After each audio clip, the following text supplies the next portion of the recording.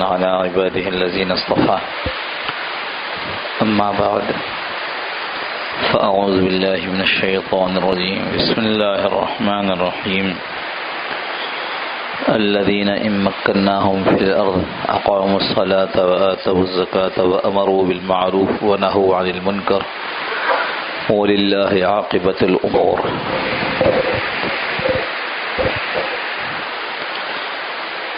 صدق الله مولانا العظيم وصدق رسوله النبي الكريم ونحن على ذلك لمن الشاهدين والشاكرين والحمد لله رب العالمين.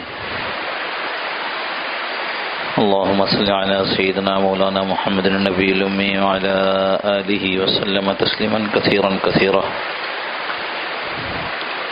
اللهم رب الحل والحرام ورب البيت الحرام ورب الركن والمقام أبلغ لروح سيدنا مولانا محمد منا السلام.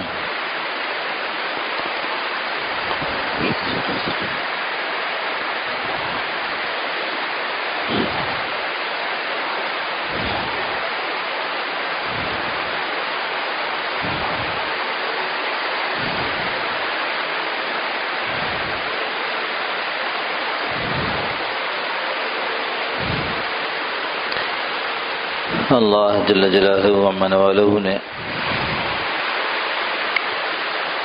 حضور صلی اللہ تعالی علیہ وسلم کے ذریعے جو دین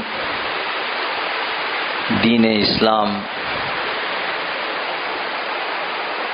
ہمیں عطا فرمایا ہے، وہ دین دوسرے ادیان سے، دوسرے مذاہب سے بہت ساری چیزوں میں مختلف ہے، بلکہ یہ کہا جائے تو غلط نہیں ہوگا کہ ان سے ممتاز ہے۔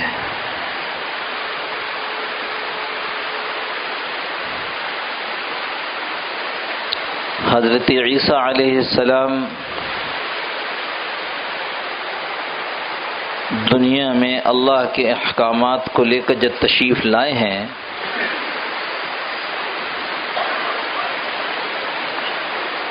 تو ان کی دنیا سے رخصتی کے بعد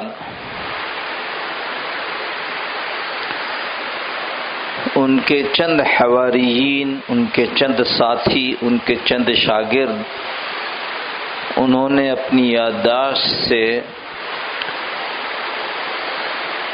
حضرت عیسیٰ علیہ السلام کی تعلیمات کو قلم بند کر لیا،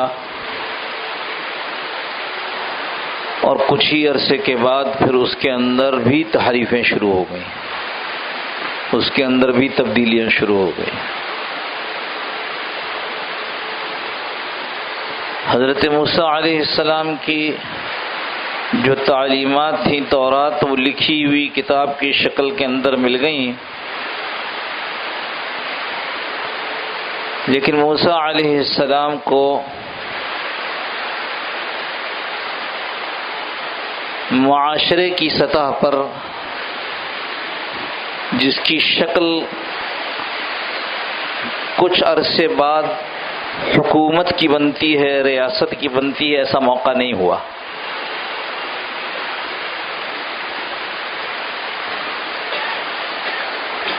اور ان کے ساتھ بھی یہ معاملہ ہوا تھا کہ ان کی تعلیمات کو کچھ عرصے کے بعد تبدیل کیا گیا۔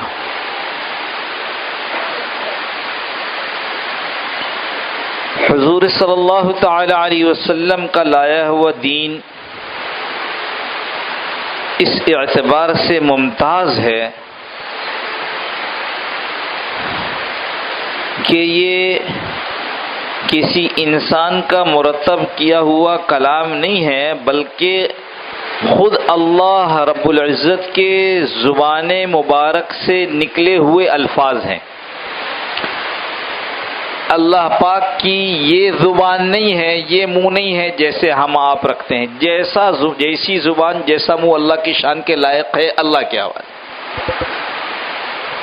جیسے اللہ کہتے ہیں کہ جب یہ لوگ اپنے ہاتھ رسول اللہ صلی اللہ علیہ وسلم کے ہاتھ پر رکھ کر بیعت کر رہے تھے تو میرا ہاتھ ان کے ہاتھوں پر تھا، تو جیسا ہاتھ اللہ کی شان کے لائق ہے ہم اس پر ایمان لاتے ہیں۔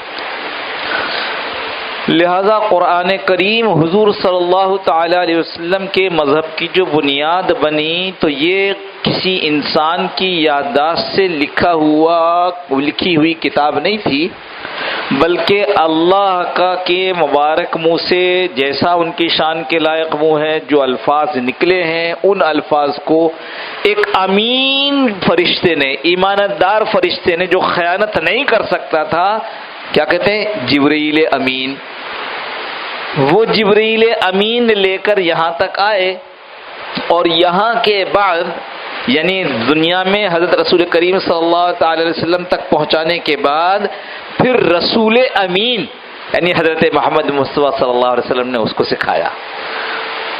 لہذا بالکل جیسا تھا ویسا آ گیا، اور اس کے بعد کی کہانی تو سب کو معلوم ہے کہ اس طرح بچوں نے اور بڑوں نے اس کو حفظ کیا کہ آج بھی اگر کوئی بہت بڑا علامہ، بڑا شیخ، بڑا پرانا حافظ زیر زبر کی غلطی کر دے تو چھوٹا سا بچہ کہے گا شیخ یہ غلط ہے، یہاں تک صحیح تھا یہ غلط ہے، یہاں زبر نہیں یہاں زیر ہے، یہ زیر نہیں یہاں پیش ہے۔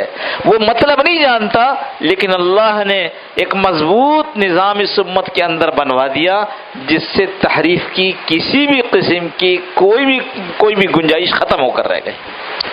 یہاں تک بات ہوئی۔ دوسری بات وہ جو میں ذیل میں کہہ گیا کہ رسول اللہ صلی اللہ تعالی علیہ وسلم کو اس دنیا میں نہ صرف ایک معاشرے کی بالکل منظم معاشرے کے اندر قیادت کی مہلت دی گئی، قیادت کا موقع دیا گیا، اور اس کے بعد اللہ نے اپنے پاس بلایا تو وہاں تک کی بھی تعلیمات ہمارے پاس موجود، اور اس کے آگے 1,24,000 صحابہ نے جو اس دین پر عمل کیا، چاہے وہ زراعت والے تھے، چاہے حکومت والے تھے، چاہے تجارت والے تھے، چاہے بیکار تھے کہ وہ بیکار سے مراد دنیاوی کام نہیں کرتے تھے، صرف دینی کام میں لگے ہوئے تھے، وہ سارے کے سارے ہمارے سامنے موجود ہیں، سب کی زندگیاں موجود ہیں۔ جو قرآن آسمانوں سے آیا اس میں تحریف تو کیا ہوتی، اس میں تبدیلی تغیر تو کیا ہوتا، اس کی تو ایک ایک چیز کی وضاحت خود نبی کریم صلی اللہ علیہ وسلم نے فرما دی، حدیث کی شکل میں موجود ہے۔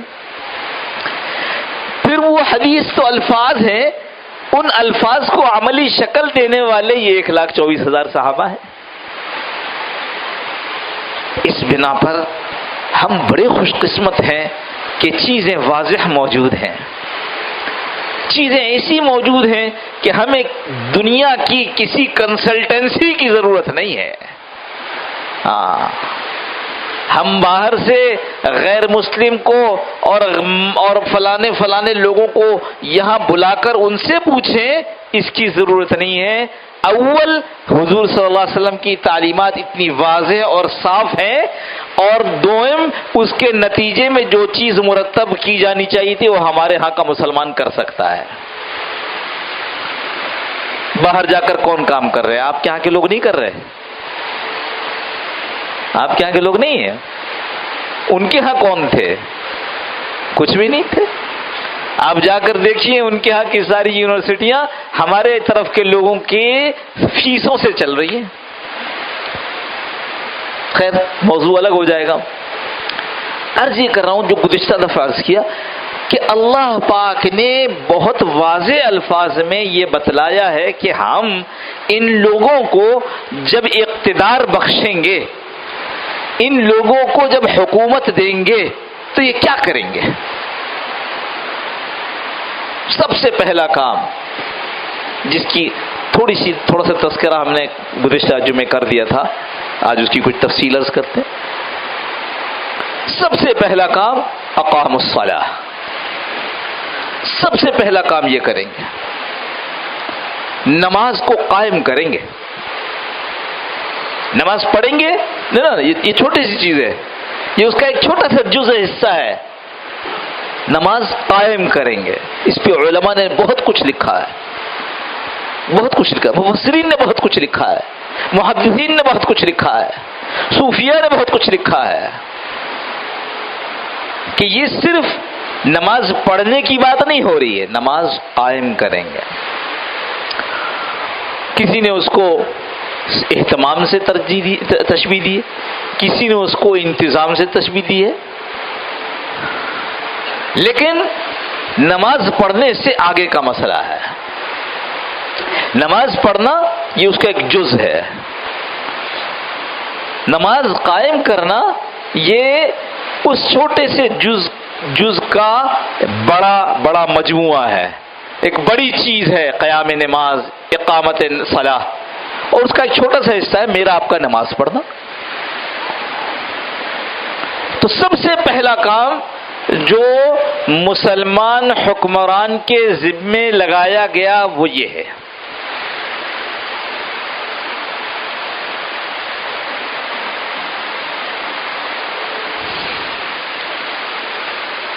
ذالک الف لام میم ذالک الکتاب لا ریب فیہ ھدی للمتقین، ہے نا؟ یہ ہدایت ہے ان لوگوں کے لیے جو اللہ سے ڈرتے ہیں، خوف کھاتے ہیں، متقی ہیں، تقوی والے ہیں، جن کے دل میں تھوڑا سا بھی خوف خدا ہے. مگر یہ متقین ہے کون؟ یہ تو میں نے تقوی کا ترجمہ کیا،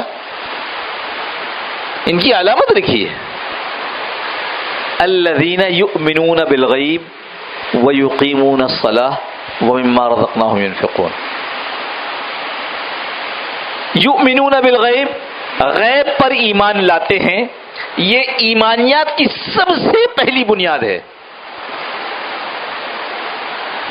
عقائد کی، اندر کی، باطن کی، روحانی معاملات کی سب سے پہلی بنیاد ہے غیب پر ایمان. اللہ پر ایمان،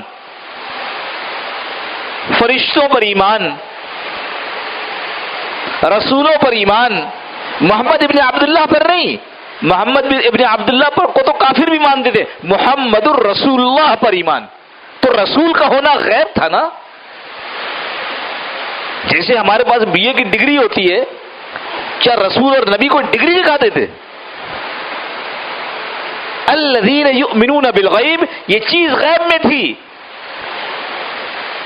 رسول اللہ صلی اللہ علیہ وسلم نے فرمایا اللہ نے مجھے نبی بنا کر بھیجا، رسول بنا کر بھیجا. کوئی ڈگری سرٹیفکیٹ نہیں نا ہاتھ میں. یؤمنون بالغیب، یہ کتاب قرآن کریم کہاں سے آئی، کیسے آئی؟ سب غیب میں ہے.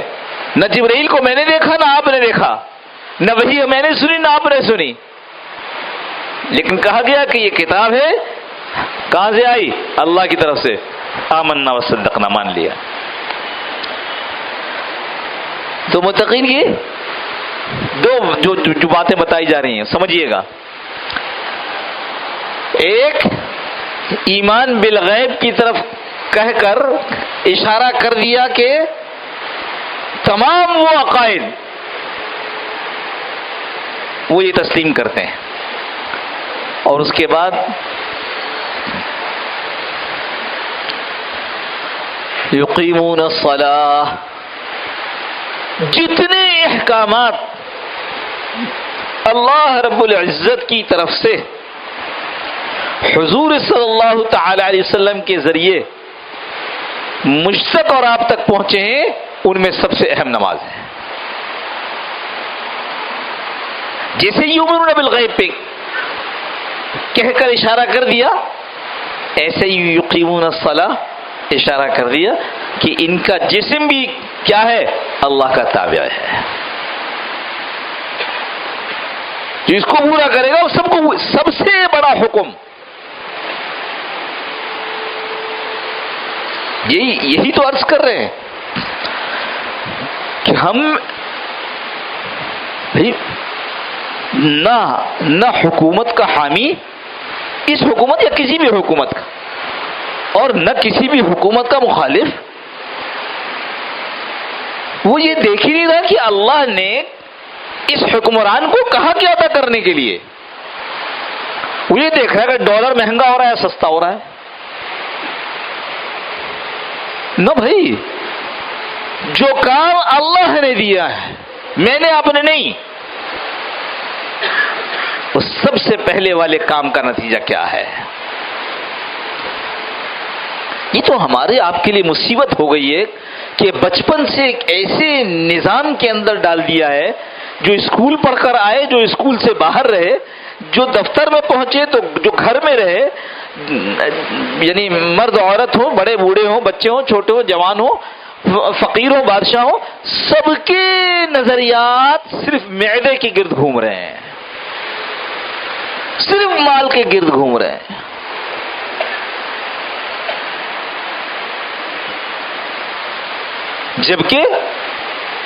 جبکہ اہم ترین چیز کیا ہے؟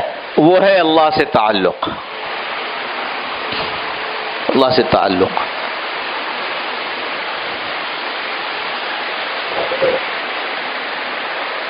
ایک بزرگ تھے، اپنے سفرنامے میں لکھا ہے کہ جب میں اندلس پہنچا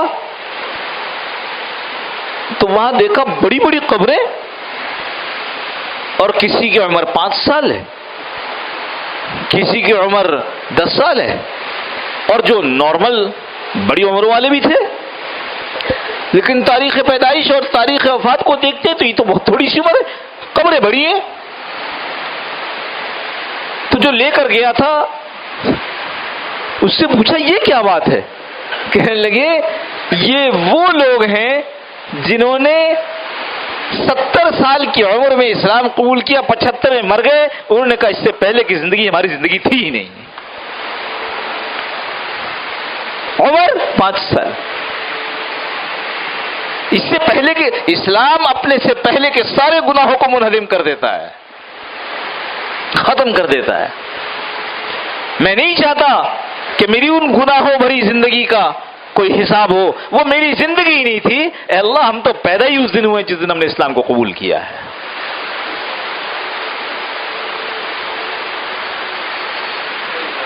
اس لیے معاش یہ میں نے کہا جو اسکولوں کے ذریعے سے آیا ہے، اس نے اسکولوں میں بھی اسی چیز کو پڑھا سمجھا ہے کہ وہ پڑھو، وہ لکھو، وہ سمجھو جس سے تمہاری دنیا مزیدار ہو جائے مال کے ذریعے. وہ حرام سے آتا ہو حلال سے آتا ہو، اس کی پرواہ مت کرنا. تربیت کا کوئی خانہ نہیں ہے، معاف کیجیے گا. اور جو نہیں گیا، جو اسکولوں کے کالجوں کے راستے سے بڑا نہیں ہوا، جسے اس کا موقع نہیں ملا، وہ جہاں بھی بیٹھا وہاں بھی بات ہوتی رہی کہ مال کیسا یہ بتاؤ، مال کتنا یہ بتاؤ، مال کے کمانے کی ترکیب بتاؤ. حلال حرام وہ تو بہت دور کی بات ہے.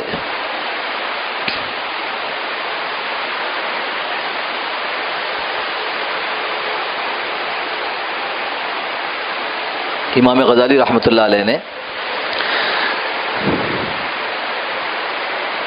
لکھا ہے کہ عبداللہ ابن مبارک رحمۃ اللہ علیہ، ان کے پاس کچھ لوگ آئے اور ان سے کہا کہ بادشاہ بڑا ظالم ہے، اور ہم جانتے ہیں کہ ظالموں کے ساتھ نہیں رہنا چاہیے. ان کے ہاں کی آمدن ٹھیک نہیں، ان کے ہاں کا خرچ ٹھیک نہیں، ان کے ہاں کی باتیں درست نہیں. ہم بادشاہ کے کپڑے سینے پر مامور ہیں. کیا؟ بادشاہ کے کپڑے سینے کا کام کرتے ہیں ہم. تو یہ بتائیے کہ یہ جو بادشاہ ظلم کرتا ہے تو کہیں ہم اس کے مددگار تو نہیں ہوں گے قیامت کے دن؟ کہیں ہمیں یہ تو نہیں کہا جائے گا کہ تم بادشاہ کے اس ظالم کے کپڑے سیتے تھے؟ تو عبداللہ ابن مبارک کی بات جو امام غزالی نے نقل کی ہے وہ یہ کہ تم ظلم پر مدد کرنے والے نہیں ہو. ظلم پر مدد کرنے والے تو وہ ہیں جو تمہیں دھاگا اور سوئی دیتے ہیں کپڑے صحیح کرنے کے لیے. تم تو خود ظالم ہو.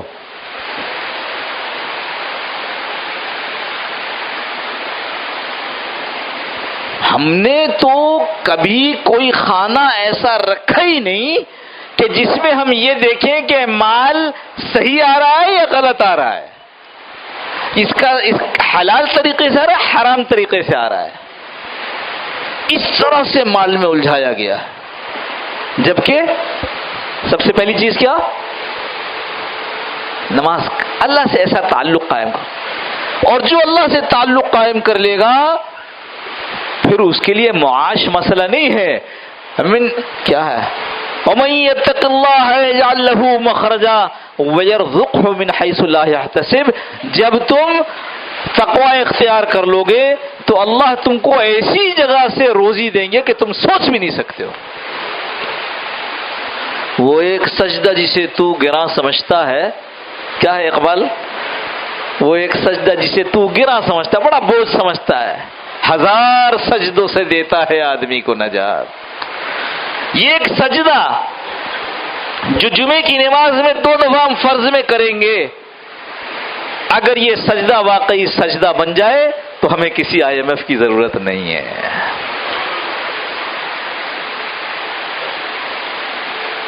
دیکھو میں یہاں بیٹھ کر آپ کو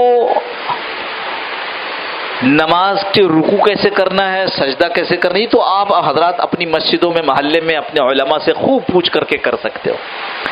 ہم تو یہاں بیٹھ کر آپ کو ایک سیدھا راستہ اور سمت بتا رہے ہیں۔ آپ کی سوچ ایسی ہونی چاہیے کہ میں اور آپ، عوام اپنی جگہ، حکام اپنی جگہ، اللہ سے اپنے تعلق کو مضبوط کر لے تو دنیا کے مسئلے تو اللہ کے 2 انگلیوں کے درمیان ہیں، 2 انگلیوں کے درمیان۔ اور جو خدا خواستہ اللہ سے تعلق مضبوط نہیں ہوگا تو جتنے مسائل کے حل تلاش کیے جائیں گے وہ مسائل کو حل کرنے کے بجائے انہیں اور بڑھا دیں گے۔ اللہ پاک عافیت کے ساتھ اس کی سمجھ نصیب فرما دے۔